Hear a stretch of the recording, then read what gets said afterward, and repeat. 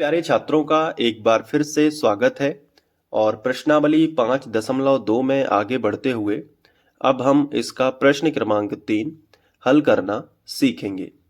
तो प्रश्न 3 में दिया गया है कि निम्नलिखित समांतर श्रेणियों में रिक्त खानों के पदों को ज्ञात कीजिए।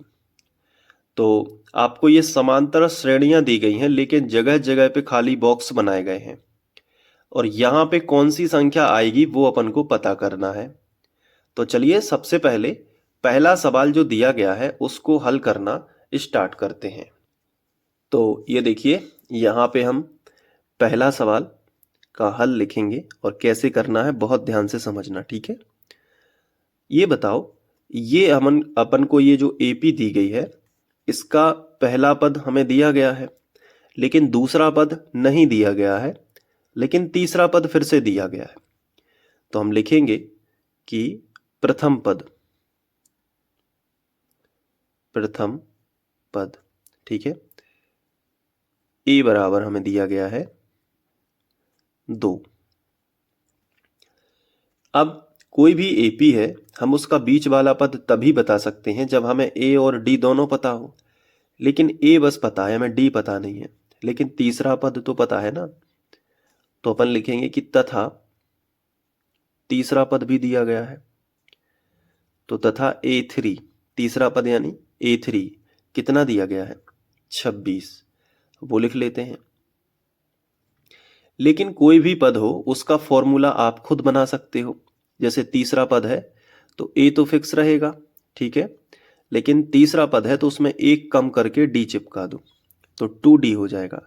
तो तीसरे पद का सूत्र होता है A धन 2D और बराबर में कितना हो जाएगा 26, जो कि ऑलरेडी दिया गया है। समझ रहे हो ना। तीसरे पद का सूत्र क्या बनाया A प्लस 2D। अब इससे आप सोच रहे होंगे कि सर इससे क्या होगा, इससे A का मान हम रख देंगे तो D का मान पता चल जाएगा और D का मान पता चल जाएगा तो दूसरे पद को भी हम ज्ञात कर लेंगे। देखो D का मान कैसे ज्ञात होगा, A का मान रख दो 2, तो A की जगह पे हमने 2 रख दिया, प्लस 2D और बराबर कितना है 26। अब ये जो संख्या है, संख्या को संख्या की तरफ लेके जाओ। तो अगले स्टेप में ये 2 मत लिखो, 2D बराबर 26 लिख दो, 2D बराबर 26 और ये प्लस का 2 इस तरफ लेके आ जाओ तो माइनस का 2 हो जाएगा, ठीक है। अब अगले स्टेप में 2D बराबर 26 में से 2 घटा दो, कितने बचेंगे 24। अब इसके बाद ये जो 2 है ये गुणा में है तो गुणा वाली संख्या बटे में लेके आओ, तो D बराबर हो जाएगा 24 बटे 2, तो 2 से कट जाएगा, 2 एकम 2 और 2 दूनी 4, यानी कि जो D है वो कितना आ गया 12 आ गया। अब A का मान पता है और D का मान पता है, तो दूसरा पद हमें ज्ञात करना है। तो हम दूसरे पद का फॉर्मूला लगा देंगे, यहाँ इसके नीचे लिख देते हैं। दूसरा पद A2 कहलाता है और कोई भी पद हो हम उसका फॉर्मूला खुद बना सकते हैं, क्योंकि उसमें A तो फिक्स रहेगा और जौन सा भी पद हो उसमें एक कम करके D चिपका दो। तो दूसरा पद है तो उसमें एक कम करो तो एक बचा तो एक D हो जाएगा। तो दूसरे पद का सूत्र होता है A प्लस D। A का मान कितना है, आप देखो A का मान कितना है 2 है, तो A की जगह पे तो हम 2 रख देंगे, लेकिन D का मान हमने कितना निकाला है 12 है, तो 12 रख देंगे और 12 है और 2 कितने हो जाएंगे 14, यानी कि खाली बॉक्स में कितना भरा जाएगा 14 भरा जाएगा। तो मैं पेंसिल से भर देता हूं,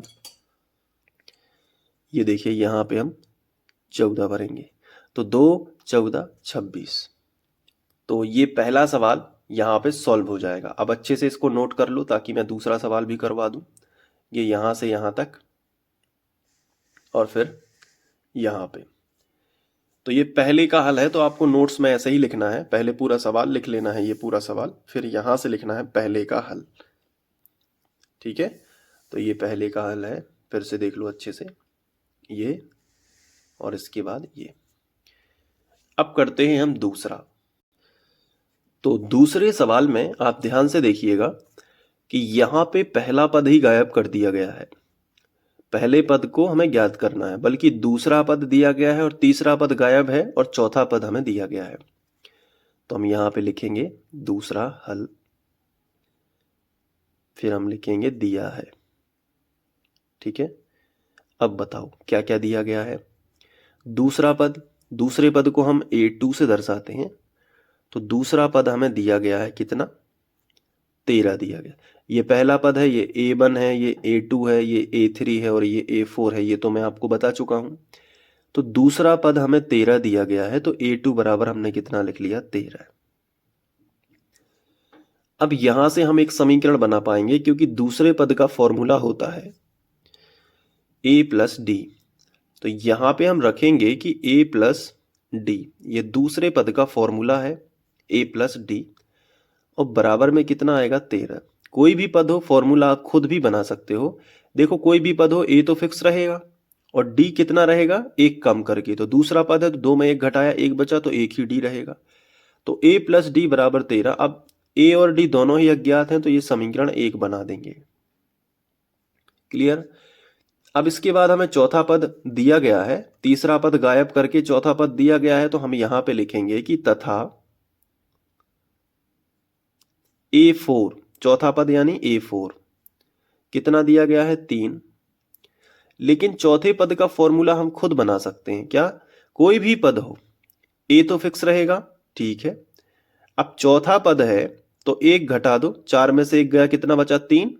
तो 3 और उसके साथ में D चिपका दो, यानी 1 घट के D होता है, क्योंकि n-1 इंटू D होता है, तो घटा दिया 1 D। तो A प्लस 3D, ये चौथे पद का सूत्र हो गया, और बराबर में 3 है तो 3 ही रहेगा, और इसको भी हम एक समीकरण बना देंगे जो कि रहेगा समीकरण 2। अब समीकरण 1 व 2 को हम घटा सकते हैं, बिल्कुल। तो लिखेंगे समीकरण 1 -2 से, या 1 व 2 से भी लिख सकते हो। पहले 1 व 2 को साथ में लिखेंगे। तो चलो पहले हम समीकरण 1 लिख लेते हैं नीचे, A प्लस डी बराबर कितना है, 13। ये अपना समीकरण नंबर 1 है, और उसके नीचे हम समीकरण 2 लिख लेंगे जो कि है A प्लस 3D बराबर 3। ये अपना समीकरण नंबर क्या है, 2 है।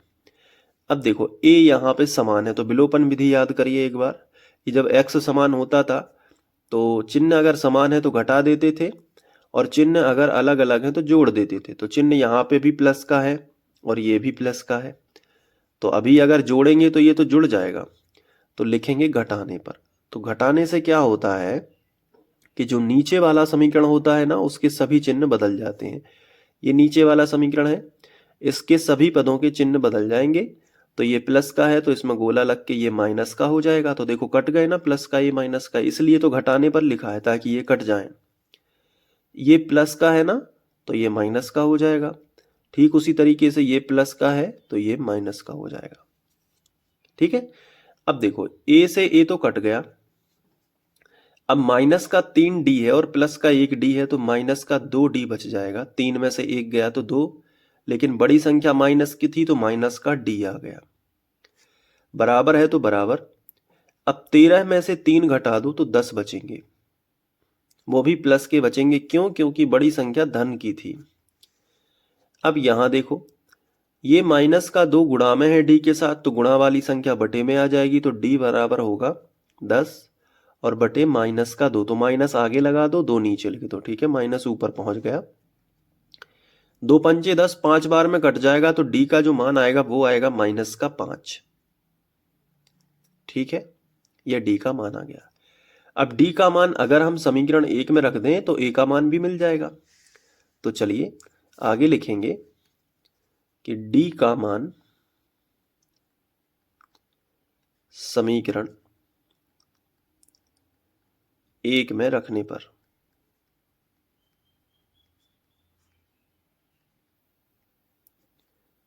चलो रख देते हैं।